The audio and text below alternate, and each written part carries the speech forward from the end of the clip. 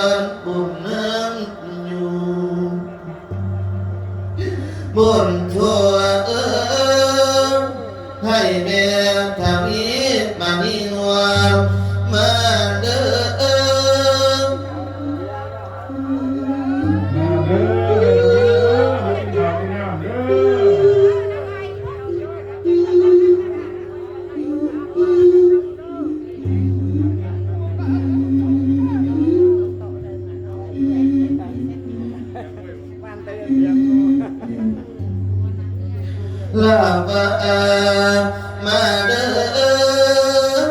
ให้เจ้ามาทอดลืมเมีย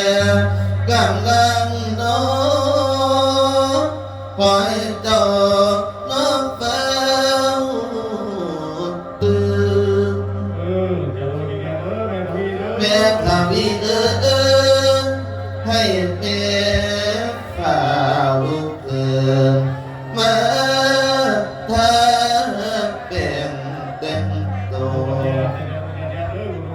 แม่ข้าพี่มาเด้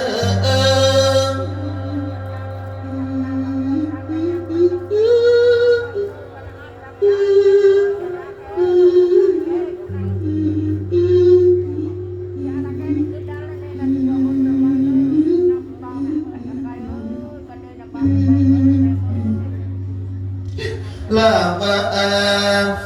เด้อลามาเต็มโตโกขึ้นไปเบิ่งเวียหาง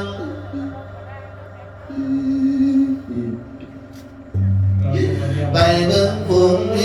วันอยู่สวรรค์วิมานกูไปโตดวงนอจันจาเธอเวอาฟ้าตัวเยืนเมียทำเยี่ยมานี่นอนไปอยู่น้ำเทพาทำไทยอยู่ถึงฝ่าห้องตากาเดือดเมียดึงฟังเอาเด้อถ้าดังสังกาให้คิดเทียบให้เจ้าฟังดีชีวิตคนนอกปฏิบอกมีปันคำเต็มเองเกิดมาก่อนมนุษย์จริงอันเอง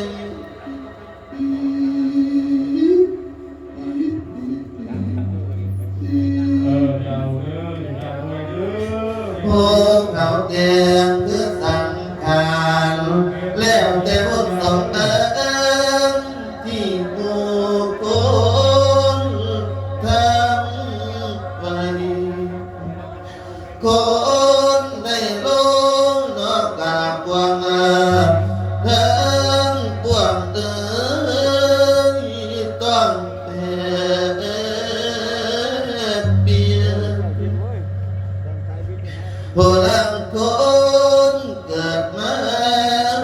แล้วบอกพ่อเตือนบางคนตายตั้งแต่น้อยได้ลอยขึ้นสู่สวรรค์ดินน้องอุปมาคือเปียทามิมานีล้วนผู้พี่ตายนี้ไกลบอกอะไรสุนเนเสียง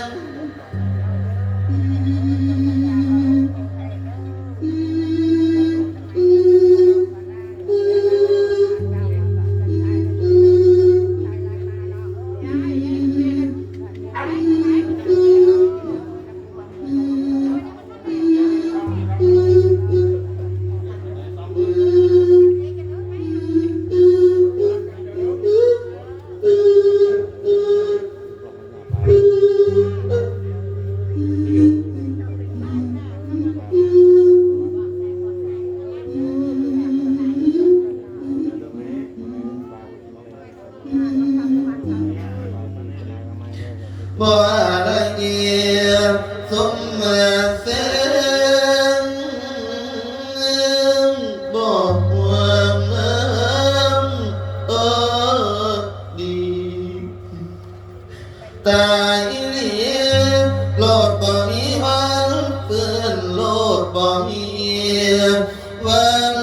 คืน เ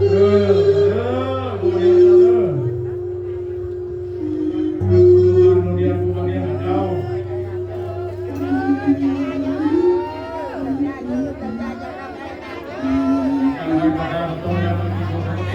ลกบ่มีวันคืนได้โง่คงมาปะเก่าเมียทำอีไปลงบังน้ำอ้อย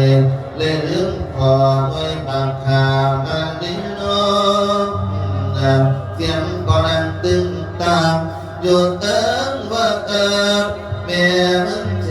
ยตั้งแต่ก่อนแม่นั่งเคยโน้ไปว่า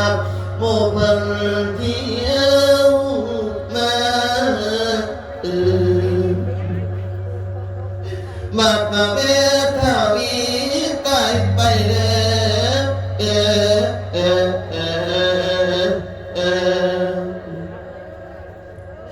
ไปเลยโหดบ่ลำโหดบ่ลำเมียทำอีบ่ผิดลูกอยู่ป่าทางหลานน้อยกะจมพานอกเมียน้องคิดเห็นเด็กคิดเห็นเคยทำเด็กกี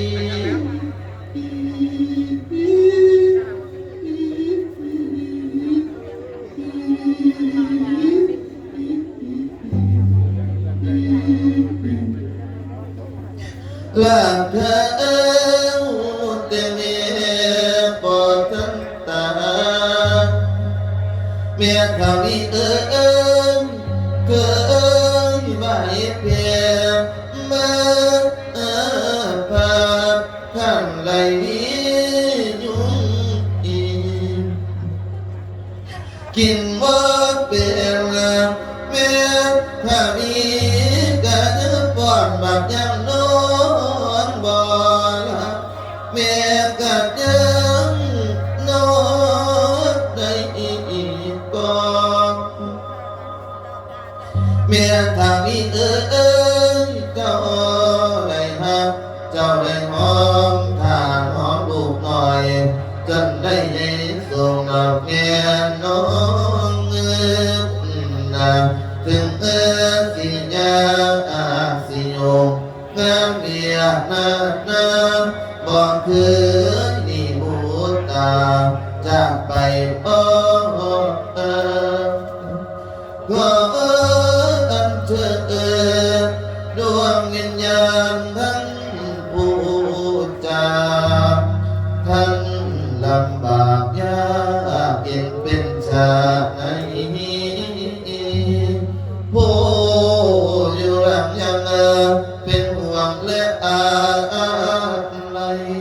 ท่านจากไปใจงุดหงิดคิดพอโอ้แม่จากไปอะไรความรักแท้แม่มีให้ไม่เสื่อมสูญแม่ทวีพักดีนวลจากลูกไปไม่ลืมทูลอย่าว่าบุญพาคุณแม่โชว์นิรันดร์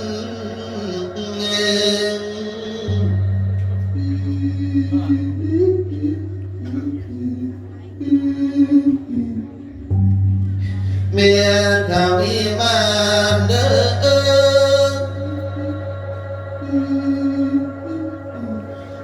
คนเมียทวีซอยกันเด้อ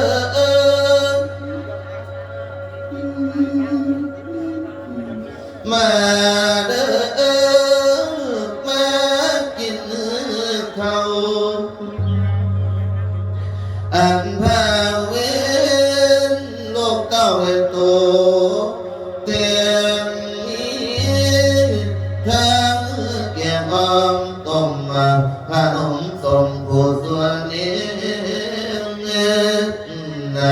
ขันเดือนมือให้เจ้าเคียมาสัมมาเด้อขันเดือนดาไม่เจ้าเคียมา